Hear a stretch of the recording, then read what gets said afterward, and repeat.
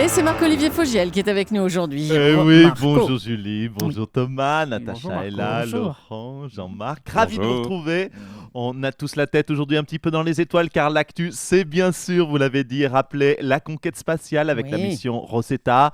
Alors, c'est super et en même temps, c'est quand même bête d'envoyer une sonde faire 500 millions de kilomètres en 10 ans pour découvrir les secrets de l'univers, alors qu'en 2014, le véritable mystère qui fascine l'humanité, c'est bien sûr les fesses de Kim Kardashian en une de Paper Magazine.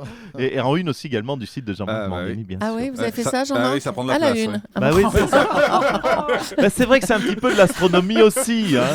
Kim Kardashian nous montre sa lune quelque part. Et vu les volumes, on n'a pas besoin de lunettes télescopiques pour les voir. Oui, c'est bon. Hein. Allez, en tout cas, si on envoie une sonde sur la lune, une sonde sur sa lune, on monte tous à bord. Allez, on va essayer de monter le niveau en faisant décoller la fusée des titres. C'est parti, à vous Marco. Temps X, Rosetta a largué Philae. Rosetta a largué Philae. Je répète, donc attention, on parle bien sûr d'une opération spatiale et pas d'une télé-réalité d'énergie 12, d'une émission de télé-réalité d'énergie 12. Voilà, c'était une petite précision utile, je crois. Non, voilà. Ouais, c'est sûr que j'ai sabré mon premier titre, donc forcément ça marche moins bien. Allez, je sors mon cheveu sur la langue, c'est parti. La seule actu, c'est donc cette sonde européenne Rosetta qui a réalisé l'exploit de se poser sur la comète 67P à 511 millions de kilomètres de la Terre. Et à cet instant précis, on n'a qu'un regret, c'est que l'astrophysicienne Nabila soit en prison et ne soit pas là pour nous en parler avec son talent de vulgarisation. Eh oui. C'est ça. Allez, signe des temps, le hashtag FreeNabila est le hashtag le plus utilisé actuellement. Jean-Marc nous le confirme. Ouais, c'est vrai. Et là, j'ai envie de dire à Nabila, si t'es free, j'ai rien compris. Culture, le paparazzi Jean-Claude Elfassi qui a publié des textos de Nabila nous dit donc, alors je lis les textos, j'en lis un, j'en ai marre de tout ça. Alors tout ça, ça s'écrit tout ça S-A, voilà, de cet engouement, cet engouement, c'est C-E de T-E, engouement sans E. Oh là là, il y a Julie qui vient de nous faire un malaise. Enfin, bref, il y a des fautes à chaque mot. Vous verrez d'ailleurs sur le blog de Jean-Marc. Alors apparemment Nabila n'a pas que poignardé le beau Thomas, elle a aussi assassiné le petit Robert. C'est beau ça. Voilà Julie. Ah merci Jean-Marc, ça fait plaisir, une fois tous les 8 ans. Bon, il est content, vous n'arrêtez pas de parler de son blog. C'est vrai. On a un petit arrangement tous les deux. C'est ça. Le rire. Voilà, c'est tout pour moi. C'est Julie. fini, ça ira Allez-y. pour les titres. Oui, Bah, ça à la ira semaine pour les prochaine titres. peut-être, Marco. Merci Julie. Alors bien sûr, nous allons commencer par ce moment historique pour l'Europe, la mission Rosetta. Le monde entier salue cet exploit. Et immédiatement, la France a réagi par la voix du président du Sénat, Gérard Larcher. Oui, moi, Gérard Larcher, boursin de cour et d'esprit, je lance officiellement la mission Rosette. Je vais manger 7 tonnes de rosettes de Lyon pendant 10 ans. Et je vais démarrer dès ce midi cette mission avec la bavette Apollo. La bavette Apollo. Non, la navette Apollo. Ah non, je dis bien la bavette Apollo. On voit que vous n'êtes jamais allé chez Polo. Ah bah non. Bistrot derrière le Sénat, j'ai déjà emmené Natacha Polony. Il y a une bavette à l'échalote.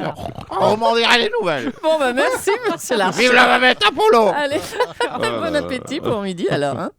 François Hollande était hier à la Cité des Sciences pour suivre en direct cette mission Rosetta. Il s'est félicité de l'atterrissage réussi. On peut dire atterrissage? Oui, allez, on va dire ça. C'est pas la Terre, mais bon. Donc ça a été réussi. Hein. Bonjour, monsieur Hollande. Toujours très précise sur les mots, cette Julie Leclerc. Oui, ça m'a fait plaisir, pardonnez-moi. D'habitude, les atterrissages, ce n'est pas, comment dire, notre fort. On est plus calé en plantage, en crachage, en viandage, si vous voulez, monsieur Soto. Ouais. Mais l'atterrissage, hein, oui, avec 2 S, en douceur, c'est vrai que pour nous, c'est une première. Ah, c'est une première pour vous. Bon, on va parler de cette mission Rosetta. Poser un robot sur une comète, c'est quand même pas rien. Hein. Ce robot va analyser la comète, il va la cartographier, il va faire plein de trucs, quoi. Oui, oui, vous dites ça de façon très vulgarisée, vous aussi. Plein de trucs, des trucs. On voit que vous n'avez pas écouté Monsieur Le Gall du CNES. C'est plus précis que ça, cher Julie Leclerc. Mais c'est vrai, néanmoins, nous sommes flattés. Je suis flatté que les scientifiques se soient inspirés d'ailleurs de ma politique pour programmer le robot Philae. Ah bon? Oui, moi aussi, quand je promettais, souvenez-vous, l'inversion de la courbe du chômage, je faisais, moi, à ma façon, des plans sur la comète. Ah, C'est bien beau, vu, ça. bien, Comment bien. c'est beau, ça. Pas mal, pas mal. Monsieur Hollande, ça vous passionne, l'origine de l'univers? Ah oui, ça passionne chacun d'entre nous, chaque être humain qui est sur cette terre. Savoir d'où on vient, c'est important. Parce que savoir où on va, c'est vrai que je vous avouerai que je n'en sais rien à l'heure qu'il est. Mais disons que je vous dirai quand on sera arrivé. Bon, bah, d'accord, on attendra. hein. Excusez-moi. Excusez-moi de vous interrompre. Monsieur Giscard d'Estaing, il y a un petit souci, il y a quoi là? Oui, non, mais j'ai perdu ma sonde. Oh là là. Ouais, vous riez, mais ça serait-il pas... un Polonais, mais c'est un peu facile de rire. Ce serait-il pas celle qu'ils ont envoyée dans l'espace? C'est ça, je vois vos sourires, c'est ça, ces petits cons, ils ont envoyé ma sonde dans l'espace. C'est pour ça que je la trouvais plus. Mais non, rassurez-vous, c'est pas votre son. Mais 10 ans pour la retrouver. Bah écoutez, on va vous en retrouver une ou vous allez en racheter Sur une qui neuve, vous l'avez hein. trouvé mal? Allez, monsieur Giscard d'Estaing, on vous remercie. Et on va revenir sur l'affaire Jean-Pierre Jouyet qui a été conforté à son poste de secrétaire général de l'Élysée, Jean-Pierre Jouyet. Manuel Valls lui a même ostensiblement serré la main de façon chaleureuse hier devant les caméras. Bonjour, monsieur Valls. Oui, bonjour Jules Leclerc. Oui, c'est exact. Oui, j'ai serré la main de Jean-Pierre Jouyet. C'est un, comment vous dire, un code de communication politique. La poignée de main, cela veut dire, cher Jean-Pierre, tu restes parmi nous. Mais vous aurez remarqué que je ne suis pas allé plus loin. Je me suis abstenu de lui faire un bisou. Ah oui, c'était volontaire ça. Mais pourquoi au fait? Écoutez, le bisou, c'est un autre code. Oui, cela veut dire on est content que tu restes. Ah, Ce qui d'accord. n'est pas tout à fait vrai. Son histoire, je dois vous l'avouer, nous a tout de même pas mal, disons le mot, emmerdé. Mais j'ai préféré la poignée de main au câlin, qui veut dire le câlin qui va plus loin, qui veut dire allons, c'était pas grave, on t'en veut pas, tu restes à l'Élysée, allez, mouche-toi. Là, nous sommes, vous l'avez vu, contentés d'un tchèque, un tchèque solennel et républicain. C'est la République, dirais-je, la République tchèque. Oui. Ça fait du bien, du rire un peu, oui. On vous laisse à vos fous rires, hein, monsieur Valls. Et il va passer nous voir pour donner le sommaire de son émission. C'est Jean-Marc Morandini. Oui.